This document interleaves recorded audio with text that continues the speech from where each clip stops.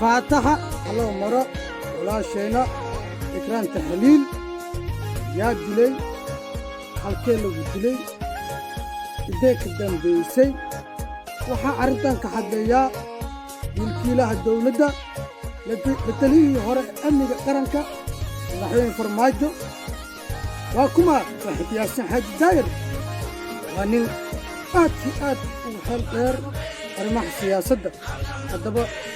asagoo arintan ka hadlayay bal ila daawo idinkoo raali waxay shaqo u doonatay xafiiska ra'iisul wasaare maxamed xuseen roble gabadha markay shaqo xafiiska u doonatay meesha ay sugaysa in shaqo la siiyo baa dad mu'aamarad ajnabiyana ka shaqaynayay rabay dalka inay khalkhal geliyaan baa waxay u isticmaaleen gabadha nafteeda in khatar la geliyo nolosheeda khatar la geliyo mas-uuliyadda koowaadna qofka qaadaya ra'iisul wasaare maxamed xuseen roble waa gabadha maalinta gaariga lagu soo qaadayo waxaa loo ballamiyey wasiir ku-xigeenkii warfaafinta العدالة وكحي وكير رئيس الوزراء شقة كسينا ومعلمها سيكون نقطة في رئيس الوزراء شقة الوسينا الويري أيضا شقة هذه سهل مرة حيك فكرتي جودي دور الشدة إني وهير شباب إني قشوا مرة حيك فكرتي إني حل بان هير شباب النقطة هذا نوع إسكدسي مرة كده مع حفيز رئيس الوزراء هي الشقة وضوان سي وحول عن تفاصيل هذا أنت هذا بدل مرة هذا نقول لكن أنت نقول شيء كلو حوايا كوداس جاري على قاضي nin la yiraahdo xildhibaan oo leeyahay mahad salaad oo hadda feelkiisa mar kale aan furayno ama su'aalo kale ku furayno baa la kulansiiyay asaga gaari ku qaaday gaarigii baa laga qaaday waxa la geeyay Dar es Salaam xaafad la yiraahdo xamar ku taala oo dadka magaalada ugu ladan ay degan yihiin gurigaas laga qaaday waxa la marsiiyay shabeellada hoose meel jilib u dhow baa la geeyay halkaas aan lagu dilay nin la yiraahdo mahad karatay oo madaxda shabaab ka mid ah operation ka fuliyay oo ay xiriir dhow leeyihiin mahad salaad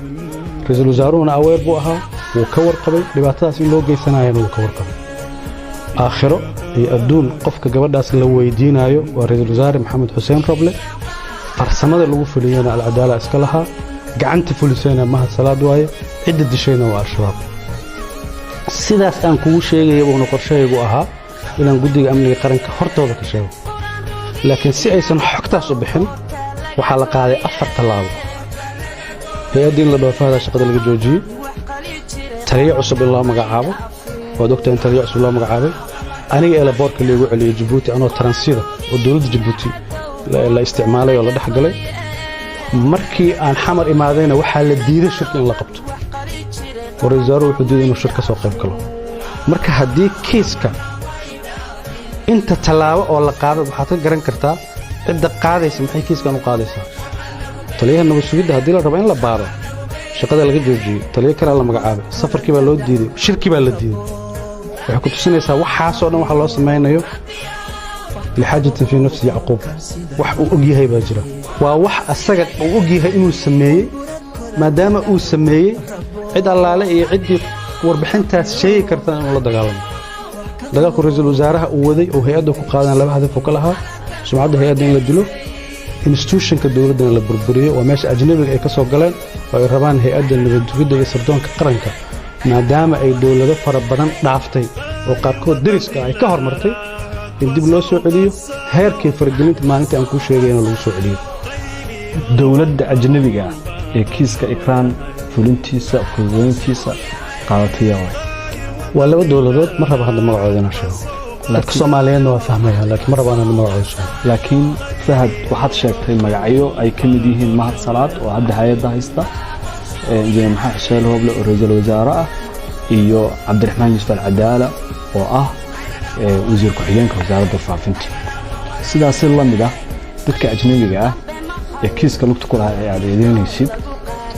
dadkaas dawladahaas labada sheegtay in magacoodid ayaan ka doonaynaa hadda inaan sheego diyaar u bihi asbaab jira dartood waxyaabaha jira markaad mas'uul sirdoon soo noqotay fasax u baahanta oo iska sheegi karay hadda fasax laakiin dadka Soomaaliyeed waa og yihiin dawladahaas aan ka wada way yaqaaniin imaaraadka iyo Kenya iyo noqon kara adiga dhahay anima dhihin hada dhahay gabadha gaara lagu qaaday sa sheegtay waxa la geeyay xaafad magaalada kamid ah gaarigana waxa sheegtay in loogu ballamiyay xafiiska wasaarada waliba aniga wadanka waa ka maqanaay markaas sad ku ogaatay waxaan rabaa inaan kugu daro xataa aan ka ilaabay dadkaasu mar kastoon aniga waddan ka maqanahay mashaariic sameeyaan kiiska ikraam waxaa la alifay anoo maqan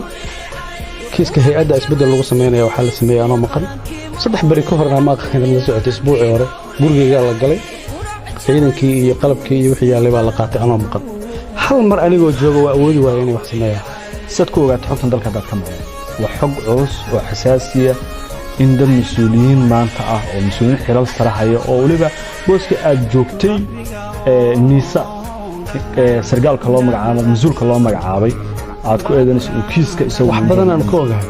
intaas kaliya ma aha qal dhibaato fara badan oo amni darrada dalka ka dhacday qayb bay ka ahaayeen dadka aan ku sheegay 2 arrimood laga lahaa in hay'adda sumcadeeda lagu dilo amniga dalkana lagu khalkhal geliyo